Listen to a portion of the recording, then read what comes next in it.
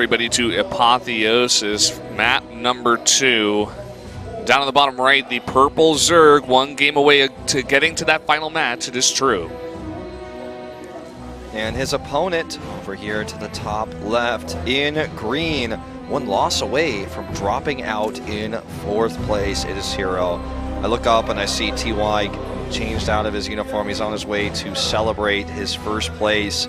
We expected him to get out in 2nd. That was our prediction, but he got out of the group in flying colors. And we're talking about how hero's 1 loss away, possibly dropping out of this tournament. He could just simply lose it here. But what we're not really talking about, and we have to really look back at, is herO made just 1 mistake. And I said StarCraft is hard, but it is. And if you make 1 mistake like this, you can lose the game. He had that game so won, it was basically over until he made 1 huge mistake. True gets back into the game, makes all the right choices, and wins it. So that's unfortunate for herO, but if you tune to that game late, you're like, wow, I guess True really outplayed him. He did once herO made that mistake. I feel like herO outplayed himself, Yeah, exactly. So from that mistake on, obviously True made all the right decisions. But herO was ahead. And we'll see what True does now that he's not all-inning essentially here as a fast 3rd base. And is going now into this gas and spawning pool. Wants to transfer as many drones over to those gold base minerals as possible to maximize his mining. If you're a new StarCraft fan, then those mineral patches deliver 7 minerals per trip.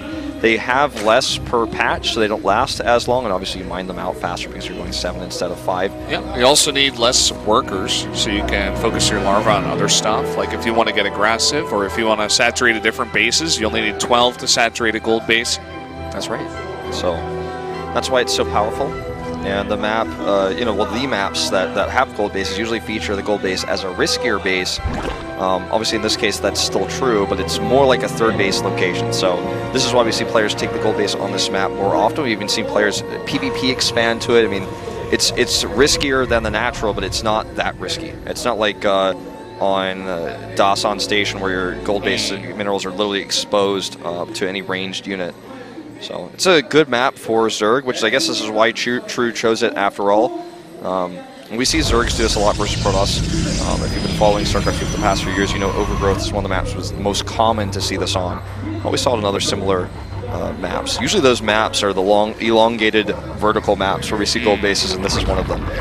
What was that other one that was thin like this with the backdoor base? Bonnie Research Station? Yeah, Bonnie Research Station, that's right. Yeah. Where Stats did the Colossus drop and you didn't like it very much. I did not like it. It's like one of my main memories from that map. Also when Flash threw the game against Deer. Please don't talk to me about that. I was not happy about that map. It definitely has some very There were some good games on that one. Memories for me in my brain. Classic sending 2 oracles to the gold base where Bial had 1 queen, who's lost it was 16 workers or something, and it was fully saturated. Denied. If his lings were in position right now, I can still get them in. Okay, he's gonna get 2 in. He might get more than that. He can just ferry. He's gonna do what we call an elevator. He uses the Overlord like an elevator. Going to send these in. Oh, could have gotten a little bit more, but he's focused on microing those lings. And look at this. True is going mass ling with +1. Again, he does not want to play a longer game against herO. This time he's getting a lot of value though already. I mean, look at the supplies here. hero's focused on tech and also rapidly expanding towards this gold base, but he has very few units to defend. Oh, the front door is open. This is not a barn, herO. And so many more lings coming across the map. And he's going to run out of overcharges and run out of units. When you go Phoenixes like this. Yeah, he doesn't have cannons. You know, he has a forge, but he didn't have time to make cannons. This base is going to go down easily. And I'm not sure if he can even survive the fall. He needs to be walling off his natural tight right now. He's spending resources here desperately to try to hold this. And I don't even know if it's going to be possible. He might be able to. He's got a lot of adepts here, but still he sneaks on by. No pylons, and this gateway's unpowered. He does hold.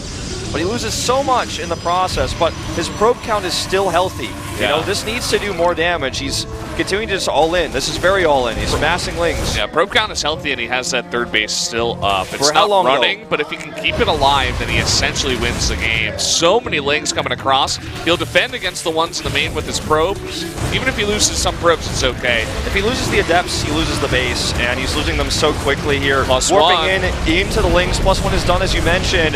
That overcharge, though, buying him time. He's going to have a Photon Cannon. Now he's going for the Cybercore. He said, I don't want any more Adepts here. I'm going to target this one down as well. He's an Adept hater, okay?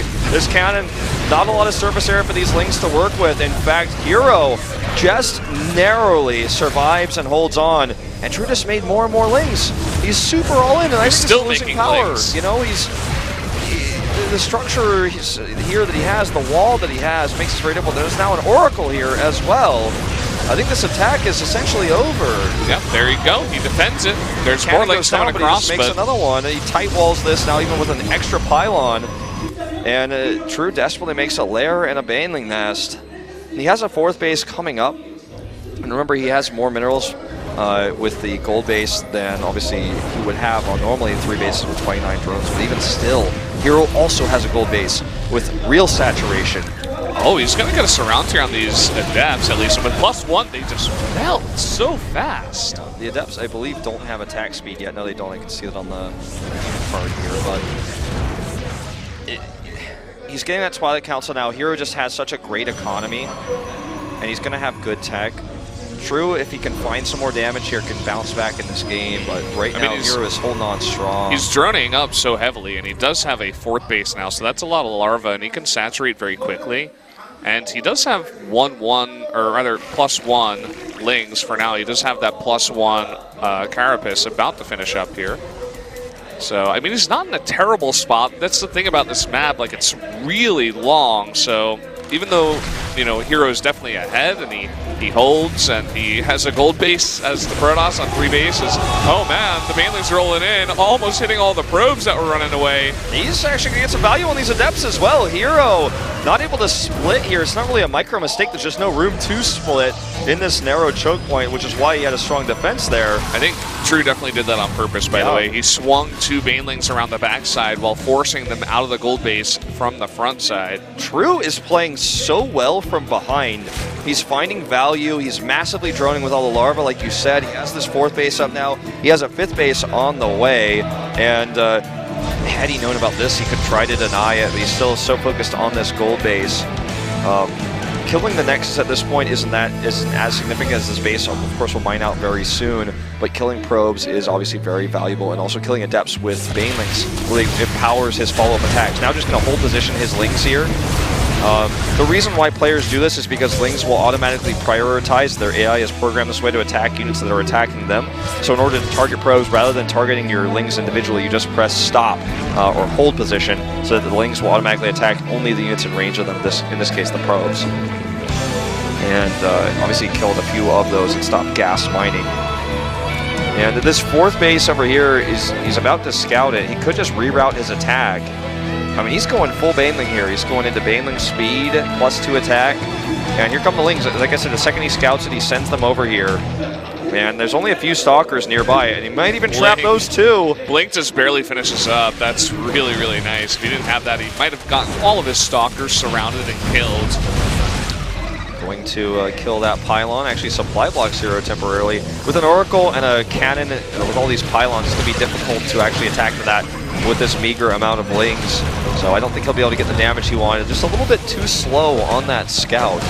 And herO again has this tight setup, which will make it very difficult. But he has so many bases, True does. He has 70 drones. He has Hive Tech on the way, Aspire, Baneling Speed, Pathogen Glands. He's playing his own style, and I love to see these, I don't want to say non-Korean pros, but like this North America region representative play a little bit differently than we see our players here in Korea play right now. It's a very fun style. And, you know, True, you know, he's got a lot of fans for a reason. And when you go for this style, it's just non-stop action and non-stop attacking. You're really throwing the Protoss for a loop, forcing him to respond to you. Oh, man, the probes just barely getting away. Baneling speed finishes up.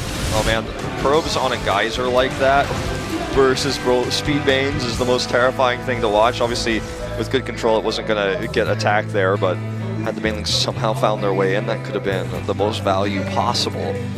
Pathman Glance finishing up here. We see the Fleet Beacon of +1. It looks like herO wants to transition into heavy air, then he holds onto this 4th base. We'll likely see Tempests, unless he wants to do that SOS carrier flavor, but I really doubt it. Making so many Phoenixes as well. Maybe he's scouted the Spire and he's, pre-transitioning into a heavy Phoenix count against, mutas that are not coming. I guess it could be just the Anion Pulse Crystals, too. Yeah, I mean, we have an Ultralisk Cavern on the way. This is Link, Bane, and Fester and Ultra later on. Like, this is not... He made the Spire, but maybe that's for Broodlords later on. In the previous set, he had problems with the Mutalisk. Maybe he's afraid that True will use that style again, but last game was a totally different situation where True got ahead from that mistake out of herO. This is a game where True is just trying to overwhelm him on the ground, and obviously Phoenixes are not going to be very powerful against units they can't lift. Oh my god, he's going to target this down. Oh. Does not get it. 10 Ling kills on that Disruptor. Gets 2 sentries. Somewhat significant. We'll roam around with these Overseers to use Contamination to stop production of tech. I suppose that's the plan there with those. With Phoenixes, I'm surprised they lasted that long. Looks like they will finally be cleared. Anion Pulse Crystals on the way, and he did scout the Spire. This is what I was talking about. He's very scared about these mutas, but there are 0 mutas in this game. Yeah, I mean, he always has the opportunity to transition into mutas. That's part of the reason why he's getting +1 attack for air right now for flyers. But as it is right now, it's not going to be very useful. We're going into Supreme late game now. At 12 minutes, we're going to have a Mothership on the way. Fleet Beacon tech, +1 for air. Even that Mothership's going to get a little bit of attack bonus, as it is also a flying unit. And this is going to get really exciting. It's hard to say one player is massively ahead. I feel like True is really dominating and controlling this game, but once herO gets that maxed out Protoss army, he can do the same. He's going to have to micro some Stalkers back here onto the high ground. One Stalker gets left behind. Although it might almost barely escape there. You saw that he was trying to get the surround before he got close enough to the cliff so that he could blink away. Gets 1. And yeah, we're going into this really late game style. We're about to have +3 melee attack and the chitinous plating here for the Ultras, so they're going to be extremely strong. These 11 Phoenixes with the range are not going to be that effective against the Ultralisks on the ground. They can't kill the Vipers very fast, I suppose. He really does need to start being more aggressive with those Phoenixes. All they've been able to do in this game is kill Overlords for the most part. I'd like to see him try to, kill some drones, kill some of these infestors even potentially. Okay, we're going to see these Disruptors unfortunately out in front. Whoa! herO with yet another huge mechanical error. 2 Disruptors killed, 1 by his own hand, and his positioning of these Disruptors is just simply, I don't know what other word to use except incorrect. They need to be behind the army, not at the front. Yeah. At the front they have more range, but they can be targeted down while in animation, as we saw previously with the set against Pet. You need to make sure that those are in the right spot. They're not getting caught there. I think you got a little bit flustered. That's expensive units to about lose. 350 of those Lings have gone down. It's a lot of Lings to lose in one game, Wolf. And oh my god! It's happening! He got inspired when herO killed his own Disruptor. He's like, what if I could kill his own Disruptors as if I was him by controlling their brains? Uh-oh, this is a little bit scary. Vipers here, out of position. They do get Parasitic Bombs off, and the Fungal will pair well with that. It'll kill all of them, but let's be real, these Phoenixes weren't going to do much, especially because herO was not using them to harass. This is not a big deal. It is unfortunate, though, because now, I mean, he doesn't have any means of killing these 84 drones. And you know what? As our observer is pointing out, there could be a massive Mutaswitch that comes in a little bit later. He saved up 30 larvae, 32, and he sniped like all of the Phoenixes. He still has double Stargate with Anion Pulse Crystals, so it would have to be a totally surprise thing where he gets on top of the Stargates. But I think he's on. even so, I think he's on 9 gas right now. As well, so he just has a large amount of gas that once he maxes out, he's not spending, will go straight into those mutas. This is a nice snipe here, but he needs... Oh, no! He gets surrounded here! These units cannot escape! Here come the Fungals as well! The Disruptor goes down before the Noble goes up! These Immortals are caught here! They're still getting massive value! Look at the army supply drop for the Zerg! But here comes the Mutaswitch, no doubt. Now's the time. Those units, the gas is gone. We all know it's coming. 24 mutas on the way. He has Neural Parasite. he can use to control these Archons in the fight. Imagine Archons suddenly become Zerga Archons while they're trying to kill the Mutas. And also neural the Mothership as well to cloak his Mutalisk. He needs to group them up. There That's exactly what happens, and this is insane what we're watching. Cloaked Zerg units chase down this Protoss army. Huge fumble! The Archon getting some value here, but it's not enough. It's going to go down here soon. Infested Terrans helping out as well. Needs to kill an Archon. Now it's dead, and these Immortals are worthless. True is going to knock herO out of the KeSPA Cup. A KeSPA Cup champion. I think it's just too much, you know. 16. herO, even if he makes 2 Phoenixes at a time and chrono boosts them out, this is just so many Mutas here. A bunch of them are getting focused down here by the Blink Stalkers. He is going to push him back. The Mothership regained control of its mind, I guess you could say, and teleported home. So that survived. That's one thing he's got going for him here. But then the immediate switch back into Ultras. You know, this is what happens when you get into Supreme late game and the Zerg is so far away from you. He has so much time to just be like, okay, I killed all your Immortals. You have 0, literally.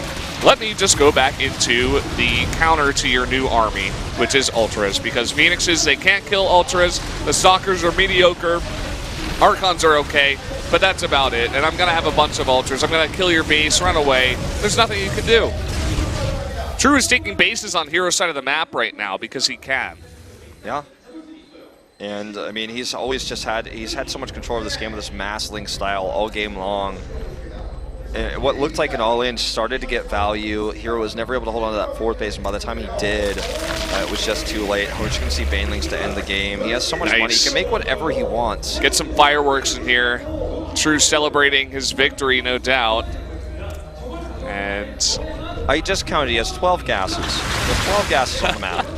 What are you going to do against that much economy when he's already massively ahead? He has a larger army. He's going to kill this 5th base. The recall to try to defend. There's an Overseer here. The Mothership is being targeted down. This should be game here. He doesn't have enough. This Zerg army is on top of the Protoss with everything you can imagine in its composition. Phoenix is doing what they can, but they cannot kill the Ultras that are killing this next, as the 5th base will go down. He's now down to 3 bases, and all these Lings just going to finish the game. 33 supply left. herO, one of the big favorites in the group, goes out for GG. True. He's going on to the final match here, and herO is knocked out with a total score of 1-4 tonight. Not what we expected out of him. These guys are very good friends. herO coming over, giving him a little smack on the shoulder, saying, hey, you knocked me out. But True, he's going to be going on, and we are going to be seeing that ZVZ in the final match. That is right, Valdez. Very surprising results here. Yet again, expect the unexpected. Expect the unexpected. That's kind of, I feel like, going to become the tagline here. It literally is. Yeah. The motto of the tournament is expect the unexpected. And, well, there you have it. This was unexpected for sure. And I have to, I don't like to do this, but I have to say hero's micro specifically was a bit off in this series. And yeah, some crucial mistakes. I mean, if in game 1 he just does not, if he cancels his shades, he wins the game. We're going to game 3 right now. But he made that mistake. It cost him the series. And in game 2, a few mistakes in him with his micro. I wouldn't say that's the reason why True won. True played phenomenally. But herO definitely with a lot of mistakes, not playing in full form tonight. For sure. So guys, we are going to go to the final match between Pet and True after a quick commercial break. Stay